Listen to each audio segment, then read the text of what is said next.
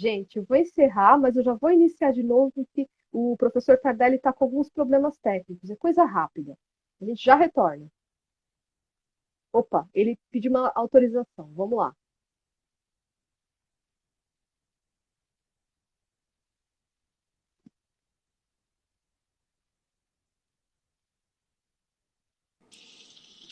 Ah, agora sim! O que será que está acontecendo? É, o Instagram tá doido. A conexão hoje está complicada. Tá mesmo. Boa noite, seja Boa noite, querida. bem-vindo, meu querido. Obrigado, obrigado. Quer falar boa noite pro pessoal? Quer que eu te fale quem já entrou? Boa noite eu quero, porque eu não estou enxergando ninguém. Ó, a Cris já entrou, a Silvia também. Peraí, vou falar todo mundo. A Cíntia, a Sabrina, que são aquelas gêmeas que estão na minha sala, que são maravilhosas. A Márcia, o Cauê, Olha só. a Júlia. Boa noite, meninos. Sejam bem-vindos aqui à nossa conversa. Vinícius também agora entrou. Vinícius, Júlia, Isso. Silvia, Ah, Cauê, sim. Carol, E também tem aquela menina, Camila Offner, lembra? Carolina. Caroline. Caroline, isso. E a Júlia. Júlia. Sim. E hoje nós vamos tratar sobre a história do direito. E o que vamos conversar hoje sobre a história do direito, professor? Acho que, como uma primeira conversa sobre o tema, ficaria legal a gente situar, né, a história, a matéria, a disciplina, tentar, tentar explicar o que é a história do direito, para que serve a história do direito, né, como ela é vista, como ela é estudada, como ela deveria ser vista, como ela deveria ser estudada, né, sei lá, e aí responder a perguntas de quem quiser participar, né? Sim. Pensando que essa seria uma primeira conversa para a gente dar continuidade ao tema. Ai, desculpa, peraí. Ai, meu Deus, peraí. Gente, perdão. Nossa, que vergonha. Enfim, concordo. Então a gente pode começar já com algumas perguntas. Por que então nós devemos estudar a história do direito? Bem, a história do direito, ela é uma disciplina que ela ela não, ela foi, quando as faculdades de direito foram criadas, os cursos de direito foram criados no Brasil, a história do direito era uma disciplina obrigatória. Com as reformas dos currículos das faculdades nos anos 70, 60 e 70, a disciplina a História do Direito passou a ser uma disciplina optativa e não uma disciplina obrigatória. Com uma nova reforma que aconteceu no ano de 1997, na última reforma do ensino superior da década de 90, a história do direito voltou a ser, então, uma disciplina obrigatória. Né? Muita gente relacionava história do direito com introdução ao direito, com introdução ao estudo do direito, achava que uma englobava a outra, que a introdução do direito englobava a história do direito. Outras pessoas incluíam o estudo da história do direito junto com teoria geral do direito, que foi uma disciplina que teve uma vida, vamos dizer assim, efêmera, né, nos nossos currículos. E ainda outras pessoas diziam que os temas históricos deveriam ser estudados em cada disciplina dogmática como se fosse aula 1. Né? Aula 1 de Direito Civil, História do Direito Civil. Aula 1 de Direito Penal, História do Direito Penal. E não viam a disciplina História do Direito como uma disciplina autônoma.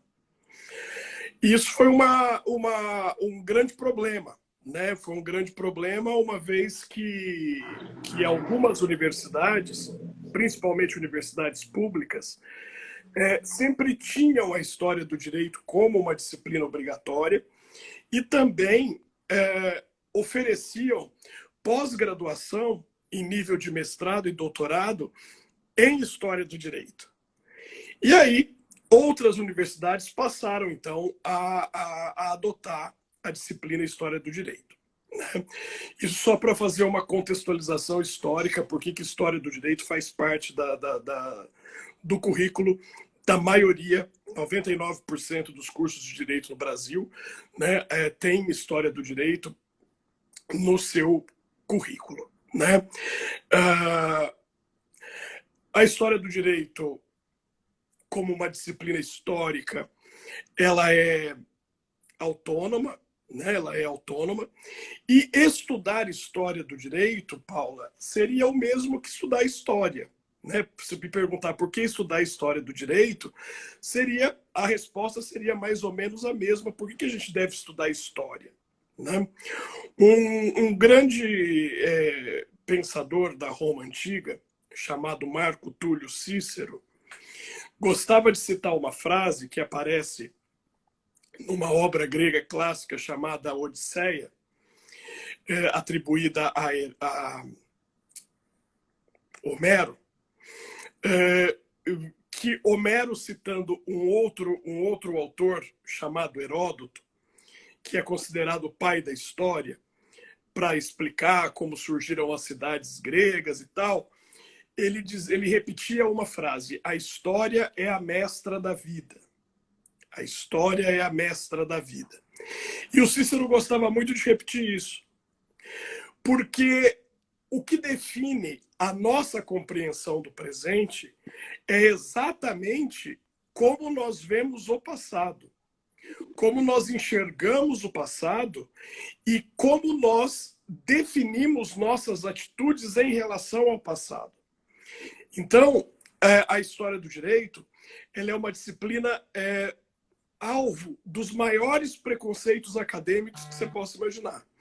Porque ela é tida como superficial, ela é tida como desimportante, porque ela não tem caráter dogmático e ela é relegada a um segundo plano. Né? Como eu disse para você, é como se fosse um primeiro capítulo de outros capítulos mais importantes.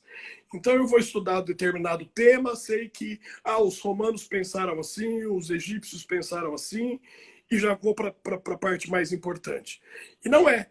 Se eu quero entender algo que acontece comigo, eu tenho que olhar para o meu passado. Eu tenho que analisar minhas escolhas, eu tenho que analisar os caminhos que eu percorri, eu tenho que analisar obrigatoriamente o meio de onde eu vim, a educação que eu recebi, a minha carga genética, que tipo de sangue corre nas minhas veias. E com o direito não é diferente. Se eu quero entender o direito brasileiro, e quero entender o direito brasileiro como ele é, para eu poder trabalhar com ele, para eu poder me familiarizar com ele, eu preciso necessariamente entender de onde ele veio. Ele não surgiu do nada. Os códigos, os códigos que eu digo, quando as codificações de um modo geral, né, assim como a Constituição, parecem que surgem do nada, da cabeça dos legisladores, dos constituintes, todo mundo se reúne, vamos fazer a lei e surgiu o direito. Infelizmente, a gente sabe, é lógico que a gente sabe que as coisas não são assim, mas elas são tratadas assim. Então, a preocupação, ou vamos dizer assim, o interesse exacerbado em matérias dogmáticas e não em matérias culturais, nivelam a gente muito por baixo. Muito por baixo. Né? E hoje em dia, com esse monte de curso de direito, com esse monte de estudante do direito, a gente não pode se nivelar por baixo. Nós precisamos ter um diferencial. E esse diferencial é difícil de conseguir. Não é simples. Porque se eu perguntar para qualquer pessoa que estuda direito o que está escrito no artigo 121 do Código Penal, qualquer pessoa vai repetir o que está no código. Matar alguém, pena, reclusão, 6 a 20 anos. Né? Mas será que isso é o entendimento do direito penal? Será que decorar o direito positivo ou entender o dogma do direito positivo é entender o direito positivo? É entender o direito penal? Né? Será que existe algo além que eu preciso saber? Será que o tratamento do homicídio ao longo da história da humanidade vai me capacitar a trabalhar melhor com casos de homicídio nos quais eu vou trabalhar como jurista, né, como advogado, como promotor, como juiz, enfim, com qualquer cargo desse tipo? Né? Porque, veja bem, a repetição de artigos se tornou o que, aos olhos de muitos, parece ser o diferencial da cultura de um jurista. E veja, eu posso treinar um papagaio, uma arara, e ela vai repetir a mesma coisa. E ela não vai Verdade. entender por que ela está repetindo aquilo. Lógico, se a gente entende o dogma, se a gente entende o problema dogmático, isso vai nos facilitar muito. Agora, porque nós vamos saber nos situar, nós vamos saber se vai procurar na Constituição, se vai procurar a resposta no Código Penal, se vai procurar a resposta no Código Civil ou no Código de Processo. Agora, e a fundamentação? E a argumentação? E toda a bagagem que deve existir por trás de qualquer opinião jurídica. Né? Veja, o direito, nos últimos 20 anos, ele se transformou em algo extremamente desculturalizado. Então, a começar por aquilo que se pede, por exemplo, no exame de ordem. O que se pede no exame da Ordem dos Advogados? Um conhecimento básico da legislação positiva. Justo. E apenas isso. É praticamente lei seca. E apenas isso. O direito é isso? Não. Não, não é. E aí eu pergunto, o que é o direito? Como é que eu vou entender o fenômeno do direito? Se eu não tiver os olhos para o passado. Olhar para o passado não é ser saudosista, não é ser retrógrado, não é ser, vamos dizer assim, esquisito. Olhar para o passado é ver que se eu estou aplicando determinadas questões do direito positivo agora, no ano de 2020, eu posso vislumbrar elementos há 3.000 anos, há 4.000 anos, há 5.000 anos. O entendimento do direito, o entendimento da justiça, o entendimento é um entendimento cultural. Infelizmente, a advocacia começou a aparecer, né, o exercício da advocacia, o exercício do direito, começou a aparecer hoje como uma comida fast food. Então, eu acho em qualquer lugar, então eu tenho advogados para todos os gostos e para todos os níveis. Né? Bons, maus, péssimos. As petições não são mais escritas pelos advogados.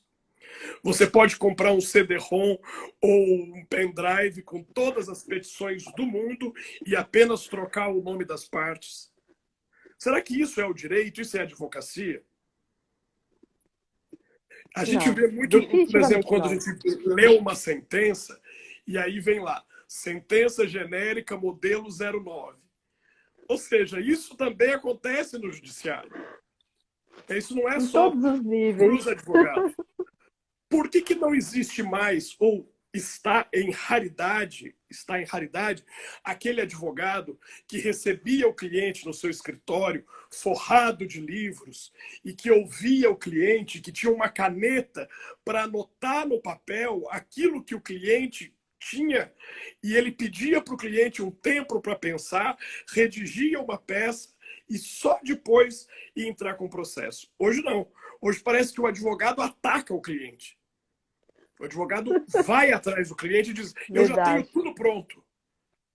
Seu caso já está ganho e a gente vai fazer isso. E como não há um limite imposto pelo Poder Judiciário, a advocacia caiu num nível péssimo, num nível muito banal. Então, Claro que falar da história do direito vai parecer uma coisa esquisita, porque, primeiramente, a gente devia falar em língua portuguesa. Primeiro, a gente devia falar em domínio do idioma.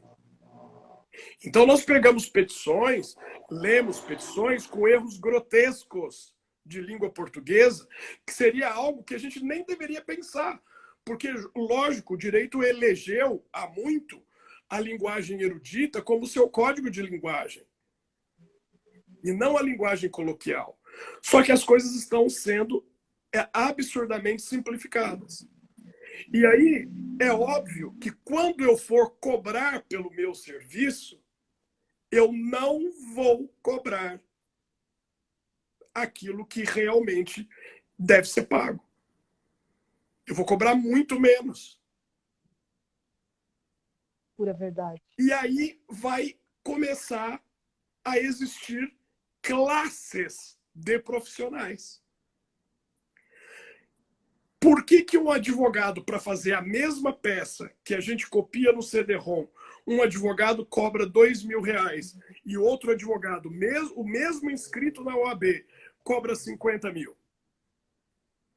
Qual é o diferencial do serviço que ele oferece, além do sobrenome? O que eu preciso fazer para valorizar o meu trabalho? Não é estudo verdadeiro. A primeira crítica não é decorar a lei. Não é saber manusear um vadimeco. Isso é treinamento. Qualquer pessoa ou qualquer ser vivo que tenha uma cadeia de DNA com mais de 20 cromossomos pode ser treinado para manusear livros. Outra coisa. Parece que a nossa dependência com material escrito está cada vez menor. Então, são os sistemas informatizados, são os e-books, são as coisas que tendem a facilitar para ganhar tempo. Mas o ganho de tempo está implicando em perda de qualidade. Esse é o ponto. E talvez olhar não para as disciplinas dogmáticas, que todo mundo pode ter acesso nisso comprando um livro qualquer, mas olhando para as disciplinas zetéticas, aquelas que me fazem pensar, aquelas que me fazem obrigatoriamente ter uma bagagem cultural. Olhar para essas disciplinas especulativas, essas disciplinas que não me dão uma resposta pronta. Treinar o cérebro, treinar o raciocínio, vai mudar o meu trabalho, vai mudar a qualidade do meu trabalho. E é pelo meu trabalho que eu serei pago. Então, por que existem restaurantes caros e existem lanchonetes de fast food? Sendo que ambos existem para o mesmo objetivo, que é matar a fome. Eu estou com fome, eu preciso de comida. Por que eu vou num restaurante mais caro, com uma culinária mais elaborada, se eu posso ir na esquina, na lanchonete, e comer e matar minha fome? Eu preciso do ambiente, eu preciso do requinte, eu preciso saber que alguém se dedicou a preparar aquela comida que eu vou comer. Por que nós valorizamos tanto a comida feita em casa? Porque nós sabemos quem faz, como faz e o que ela dedica para fazer. Então, a gente pode ver nesses programas de televisão, quando tem alguma competição gastronômica e tal, alguém sempre fala, isso lembrou a comida da minha casa. Denotando má qualidade? Não. Boa qualidade, lógico. Dizendo que a comida tem nível. Porque foi pensada, porque foi elaborada, porque foi cozida. E nós estamos apenas repetindo.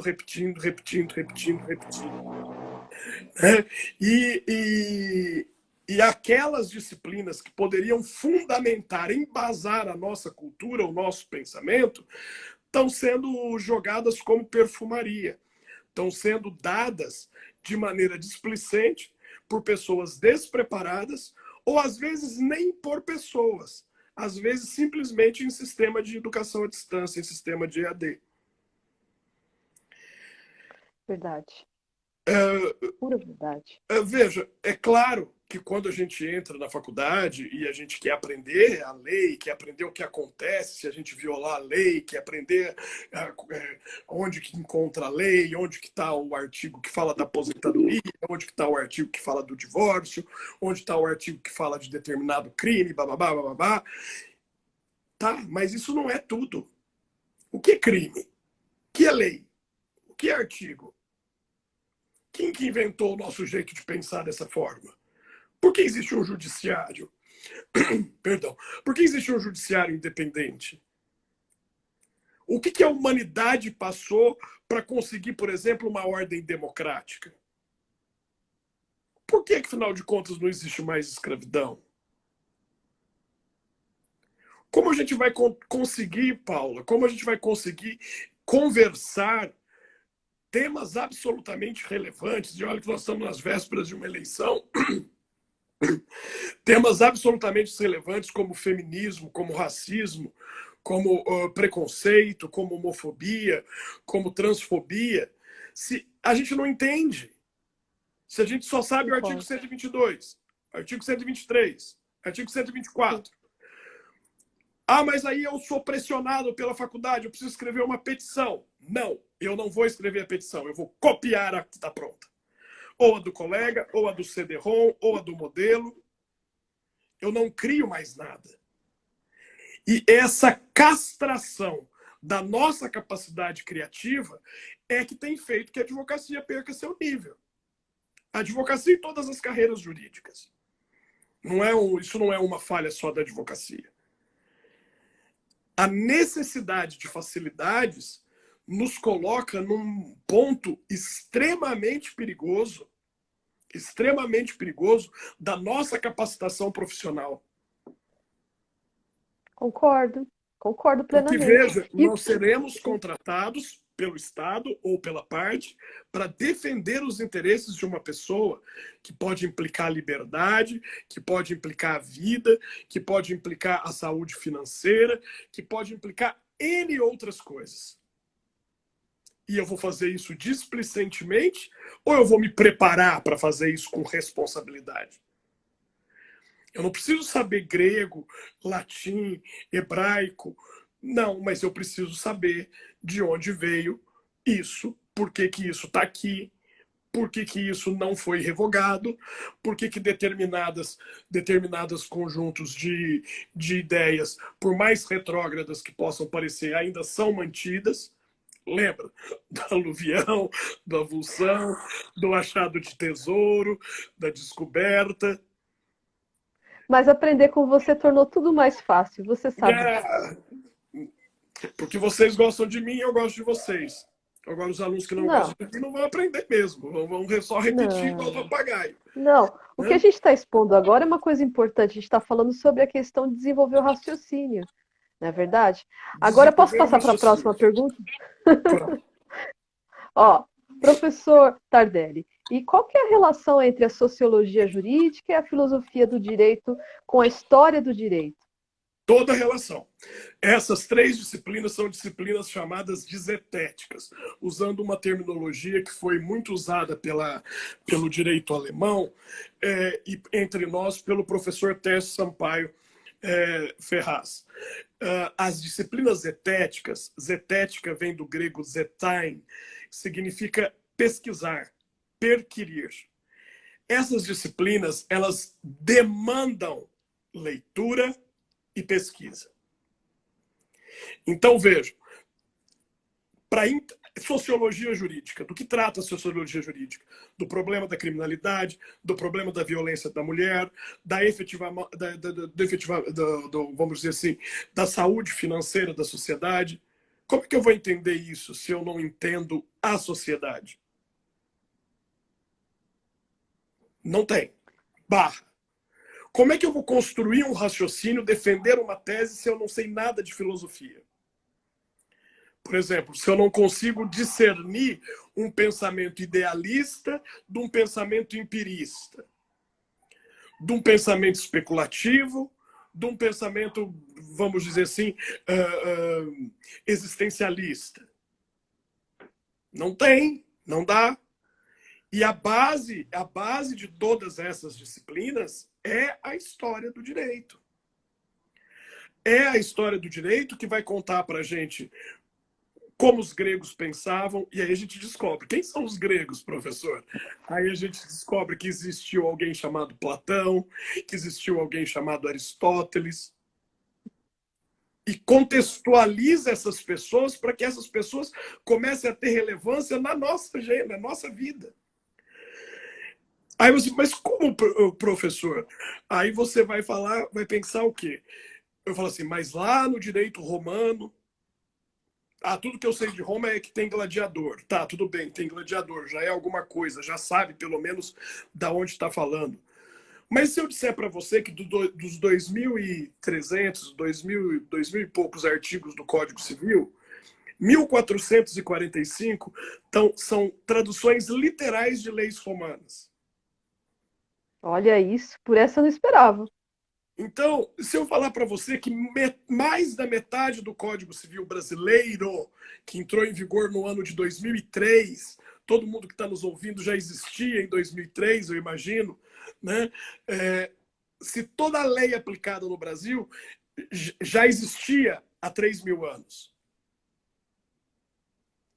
Significa que a gente não tem criatividade? Não. Significa que o que eles fizeram foi tão bom que se tornou eterno.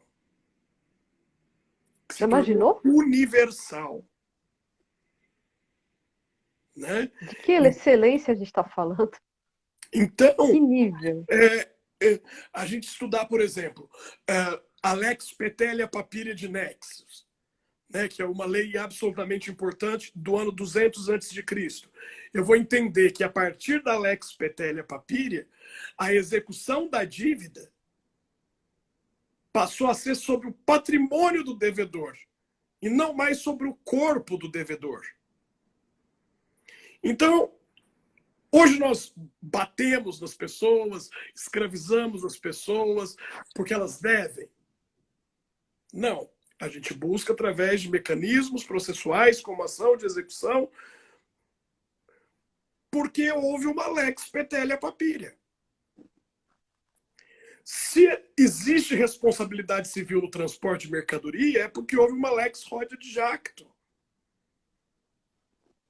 Se existe o mínimo de respeito a uma legislação escrita, é porque houve uma lei chamada Lei de Semviral, ou Lei das 12 Tábuas.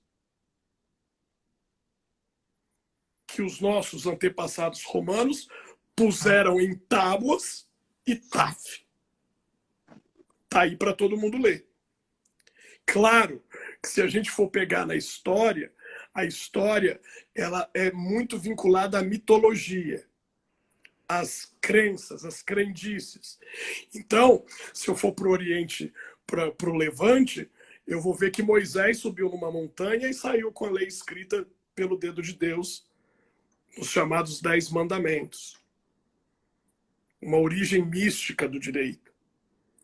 Se eu for analisar como é que os egípcios encaravam o surgimento da lei, eu vou ver que existia um deus na mitologia egípcia chamado Thoth, que às vezes se manifestava no mundo como um babuíno, e quando ele subia nos ombros do faraó, o faraó começava a legislar. Mas veja, são percepções mitológicas, são percepções religiosas, são percepções de fé, que vão sendo desnudadas a partir da filosofia greco-romana, principalmente em Roma, para nos criar um sistema de direito positivo desvinculado dos mitos, mas mesmo assim profundo, mas mesmo assim apto para ser compreendido. A história do direito ela é basicamente dividida em três tópicos, né?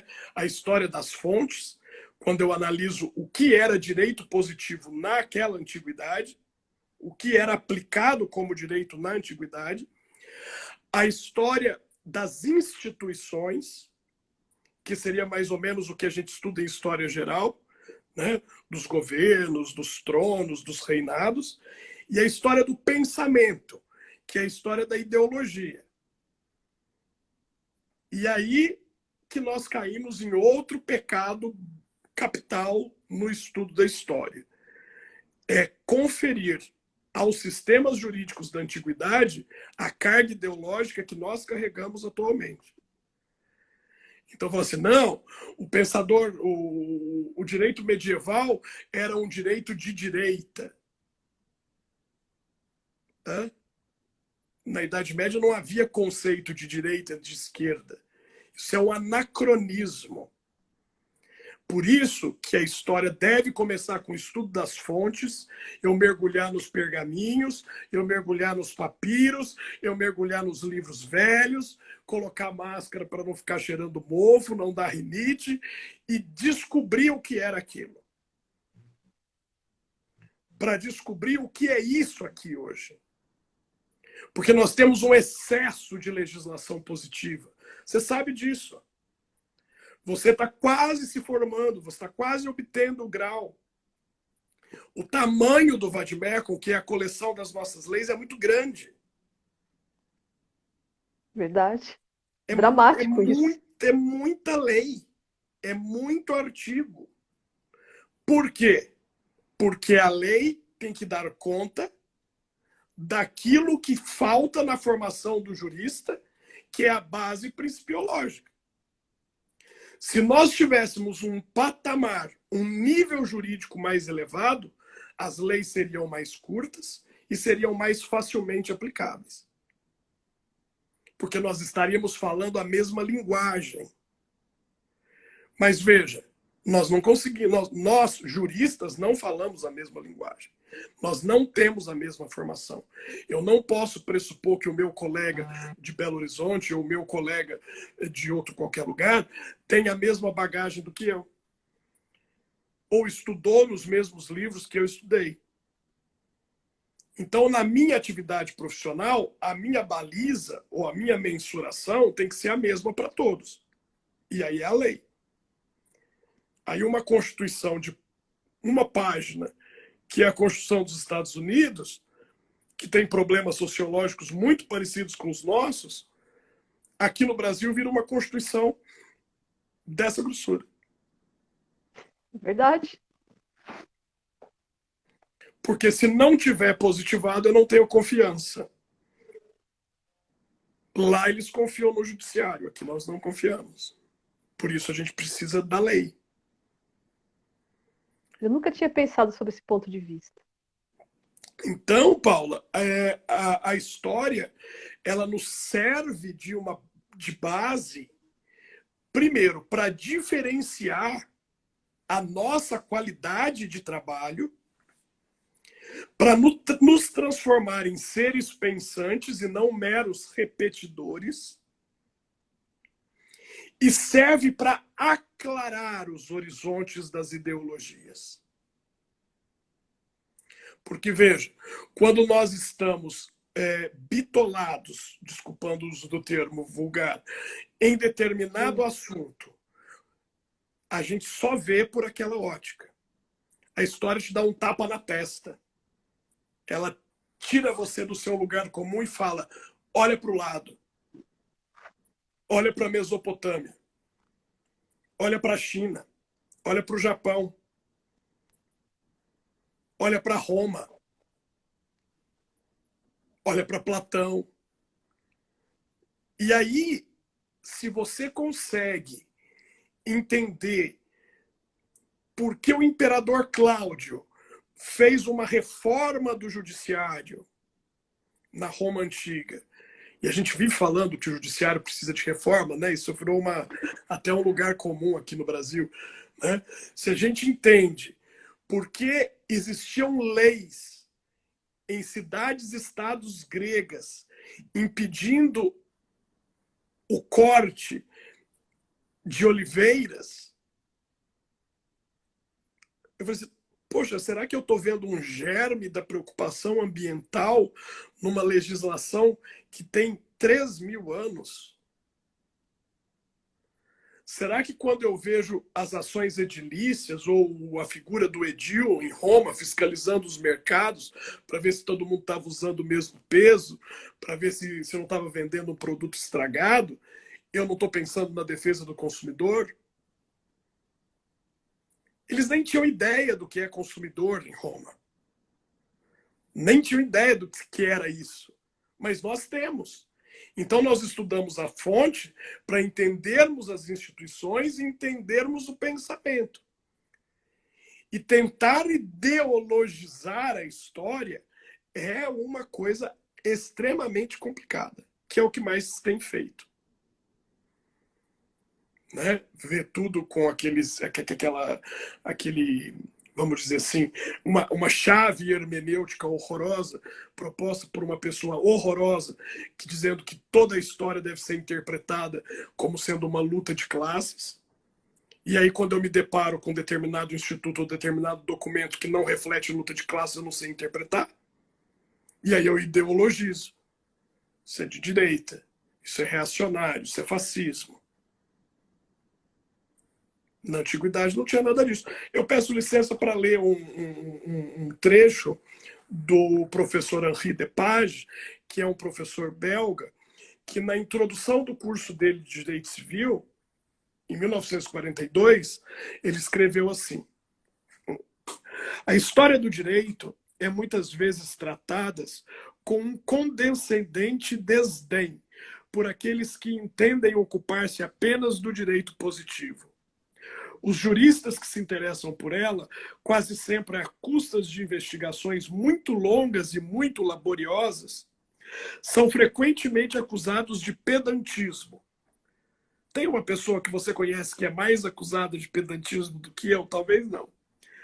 Não, mas você é um fofo. Uma apreciação desse gênero não beneficia aqueles que formulam.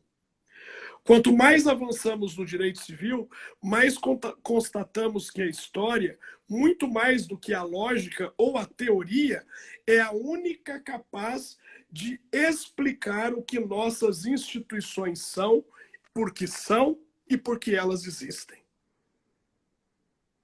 Então, veja, um professor de direito civil, introduzindo o livro de direito civil dele, vai dizer que o estudo da história é laborioso, ou seja, é trabalhoso.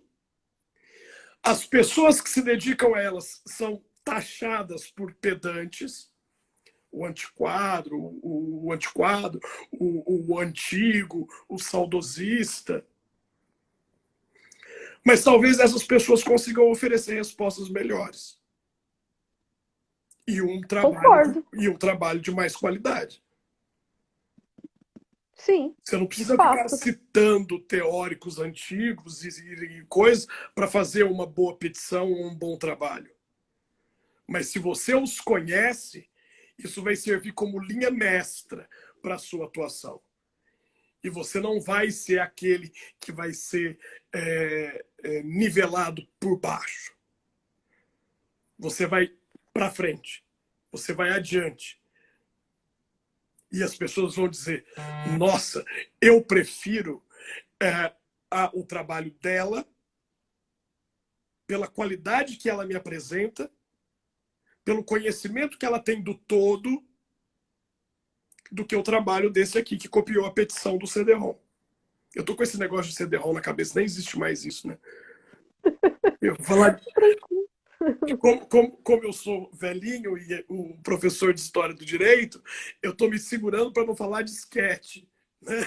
Ah, disquete. Eu vou falar também de impressora matricial agora? Nossa, mimeógrafo, você nem lembra. Mimeógrafo. Você sabe que Leandro Carnal... As provas ficavam cheirando álcool. Leandro Carnal, em toda a palestra, ele põe isso, que ele tem uma habilidade incrível em fazer provas em mimeógrafo e datilografia. Formidável. Agora veja, quem você vai contratar quando você tiver um problema? Se você tiver condições. O Uma pessoa melhor. que consiga, O é melhor. lógico, o melhor, o que não vai copiar o E quem é o conteúdo. melhor? Aquele que O que vai estuda. conseguir entender, aquele que estuda, aquele que lê. A história, ela é a mestra da vida, não porque a gente tem que ficar sempre olhando para trás, mas porque quanto mais a gente olha para trás, mais ela força a gente para olhar para frente. E para olhar para o agora. Verdade. E para olhar para o agora. Então, essa nossa proposta de discutir sobre história do direito em algumas lives vai servir para a gente estudar o direito romano, o direito dos povos de língua inglesa, chamada common law, e entender por que o legislador brasileiro, quando da reforma do Código de Processo e a entrada em vigor do novo Código de Processo de 1916, busca equiparar ou trazer para a nossa influência processual situações típicas da common law e não da civil law, como negócio jurídico processual, um exemplo. Por que o legislador brasileiro atual está olhando também para o sistema norte-americano e para o sistema inglês? Buga, você não responde. Se você não estudar, você não responde. Então você precisa conhecer a nossa gênese, o nosso sobrenome, o nosso sangue, aquilo que corre nas nossas veias, que se chama direito romano. Você precisa saber o que está acontecendo no cenário internacional, direito dos povos de língua inglesa, mas não pode desprezar como algo que não tem interesse o sistema hindu, os sistemas tribais africanos, os direitos asiáticos e os direitos categoricamente históricos, mas que ficaram no lugar na história, mas que têm sensibilidade para a gente. O direito hebraico, o direito hindu, o direito egípcio, o direito sumério, o direito dos povos celtas. E é esse tipo de conversa que eu acho que a gente pode ter nas outras lives, se você achar interessante, se os alunos acharem interessante também. Dar uma visão do que o direito foi, é e possivelmente será. Porque nós não nos tornaremos adivinhos, nem futurólogos, nem leitores de cartas de tarô, nem coisas desse tipo. Mas quando a gente conhece o passado e sabe interpretar o presente, o futuro não é algo desconhecido e nem algo para ser temido. Verdade. É lógico que eu concordo. A gente já conversou sobre isso. A gente vai continuar com a nossa sequência de lives sobre a história do direito. Depois a gente pode até enveredar, se o professor concordar, né? Aí depende também da votação dos nossos amigos aqui. De abordarmos um pouco até mesmo de literatura, como a gente já havia conversado, mas não só aquela que a gente fez na live de Halloween, porque ficou na história, todo mundo comenta que quer um retorno. Podemos, Literatura por de exemplo, terror, fazer. né? Literatura de terror. A gente poderia abordar, por exemplo, poesias mesmo, né? E autores com uma densidade jurídica extremamente relevante, como os russos, por exemplo. Leão Sim, Tolstói, Fyodor Dostoiévski, que usam do direito nas suas obras, né, como um referencial literário também.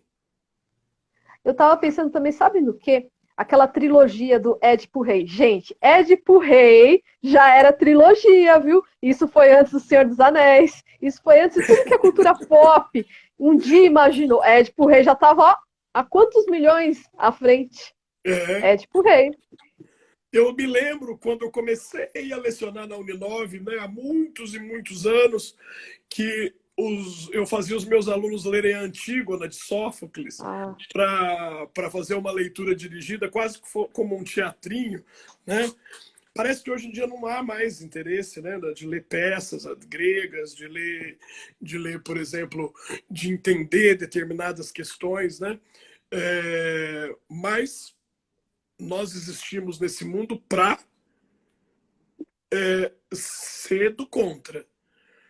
para não ir aonde todo mundo está indo. Se está todo mundo indo para um lado, a gente existe para levantar a bandeirinha e dizer, ei, olha para cá. Quero te mostrar Verdade? algo, É para isso que a gente está quero te aqui. mostrar algo diferente. Quero te É mostrar para algo isso que a gente está diferente. aqui. Quero te mostrar algo diferente que talvez mude a sua vida. Se não Verdade. mudar a sua vida Bom, pessoal, se não mudar a sua vida pessoal, com certeza vai mudar a sua vida profissional. verdade. Bom, então eu fiz a proposta, eu estou entendendo que isso é um sim. Então, futuramente a gente pode conversar sobre romance nessa parte, que é mais voltada para a parte jurídica. É lógico que a gente também vai abrir as nossas exceções para o pessoal do terror. Temos, né? Então, temos, porque o pessoal adora, né? Professor, então, com isso a exposição a gente já pode considerar concluída, porque eu tenho que cronometrar o tempo, né? Você sabe disso. Vamos Claro, abrir para claro, as claro. perguntas? Sim, sim. Então, pessoal, Você lê aí. e leio sim. Ó, pessoal, podem mandar perguntas, porque o professor está aqui à disposição. A gente tem ainda alguns minutos de live. Tá todo mundo aqui agradecendo. São os fofos, os que ficaram aí escutando, né? Essa não foi tão polêmica quanto aquela que a gente discutiu a respeito do caso de violência sexual, né? Sim. E nem tão performática quanto aquela do terror, mas essa vai servir para formar um conteúdo denso para os alunos, né? Isso é importante. Sim, e o mais fascinante nessa história é que nós faremos dessas lives podcasts, ou seja, imagine você no metrô indo trabalhar, ouvindo a voz do professor Tardelli ensinando sobre a história do direito. Ou então, ainda mais além, falando sobre a literatura jurídica. Já imaginou? Que fantástico! Então não percam, hein, gente? Nós estamos migrando para o mundo do podcast. Olha, tem a primeira pergunta já, hein? Sabe, a Ive, ela perguntou assim: para esse começo do estudo da história do direito, quais são os livros que o senhor poderia recomendar? Nós temos uma defasagem muito grande de bibliografia publicada em português. Mas existe um livro publicado pela Lumen Iuris, de uma professora do Rio de Janeiro, chamada Flávia Lages de Castro, que se chama História do Direito Geral e Brasil. Mas com uma ressalva: ela não é jurista, ela é historiadora. Então vai ser um tratamento superficial, mas é um bom tópico para começar. História do Direito Geral e Brasil, Flávia Lages de Castro. O melhor livro em língua portuguesa sobre história do direito não tem edição brasileira, somente edição de Portugal. É uma obra fantástica de um professor belga chamado John Gillissen. A obra se chama Introdução Histórica ao Direito. Olha o tamanho da introdução histórica ao direito. Isso é apenas uma introdução histórica ao direito. John Gillissen, da Fundação Calouste Gulbenkian, que é uma editora portuguesa. Né? Então, para estudar direito por um livro só, história do direito por um livro só, vai ficar muito difícil. Mas a gente tem que pegar livros, artigos, né? Livros de professores que publicaram na área, como Luiz Carlos Azevedo, como Antônio Junqueira de Azevedo, Inácio Poveda Velasco, Elcio Maciel França Madeira, Antônio Carlos Volkmer, Lênio Streck, pessoas que embasam seus argumentos com a história. Né? Então, a gente pode começar num livro básico, né, como História do Direito Geral e Brasil, da Flávia Lages de Castro, para depois a gente poder ter fôlego para enfrentar o Gillissen, né, que fala sobre a fundação do direito europeu, a história do direito europeu. E como o nosso direito é europeu, né, basicamente romano, né, então isso pode acabar nos ajudando. Sim. Eu vou passar para a última pergunta e agora a gente tem só um problema de tempo, porque nós estamos com 51 minutos de live, ou seja, vai ter que ser mega rápido, a menos que o senhor pretenda que a gente faça uma continuação de coisa de uns 30 minutos para não cansar o pessoal. O que o senhor acha? Não, tudo bem. Só mais uma e a Pode gente ser? encerra. Ah, então tá. Olha, quem perguntou foi a Eutu Martins. A globalização que atinge o direito, não apenas ele, pode vir a alavancar a crise da hermenêutica jurídica, como o Lênio Streck? Tá. A hermenêutica jurídica, ou seja, as técnicas de interpretação do direito, elas já estão sendo prejudicadas pela globalização. Não é que a globalização pode prejudicar, ela já prejudicou. Essa própria nossa noção de rapidez, de celeridade, de o mínimo o mais rápido possível, de aqui o mais curto, mas mais rápido, e não prezar pela qualidade, isso já é resultado de um processo de globalização, de massificação, de coisificação.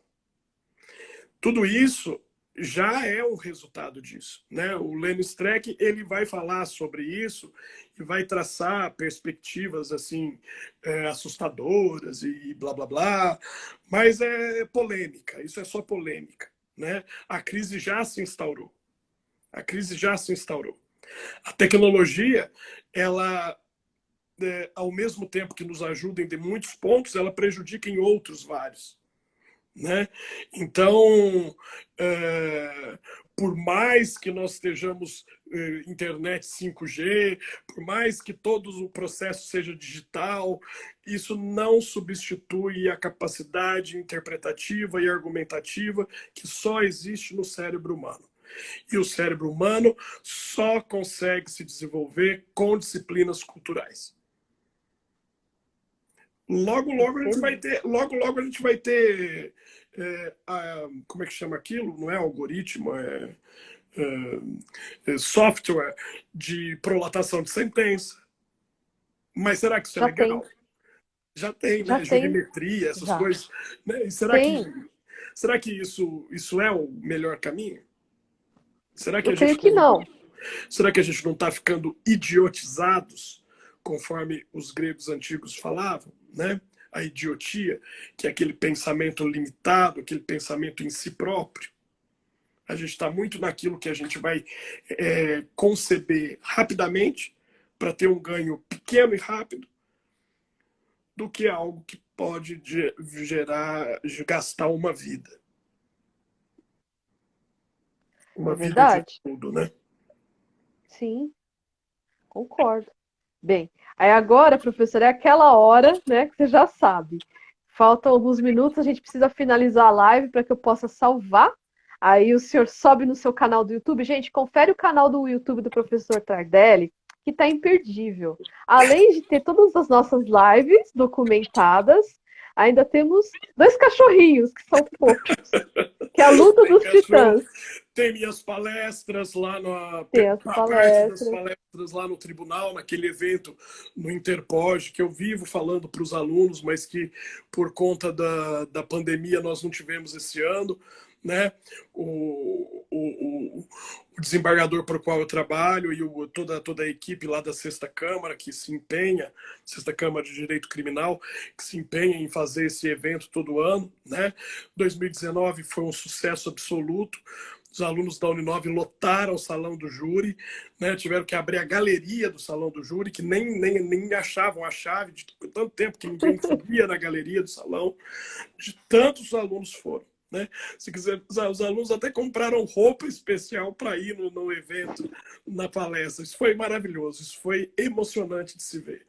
Né? Pois é. Então, Bom, eu vou então me despedir. Me despedir de por todos favor. os que ficaram aqui ouvindo essas elucubrações. Agradecer demais a todo mundo que participou. Depois a Paula me fala quem foram os que acompanharam a gente aqui, que eu tô longe do celular, não consigo enxergar. E também convidar convidar vocês a lerem, né? Daqui a pouco vocês vão tá de férias, vão esquecer um pouco da, da, da escravidão que foi a semana de provas, e aí vão estar em casa e vão falar assim, quer saber de uma coisa? Vou ler um pouquinho sobre Roma, vou ler um pouquinho sobre a Grécia, vou ler um pouquinho sobre a Idade Média. Isso não vai me fazer mal, isso vai me acrescentar, né? Então leiam, não percam tempo, leiam.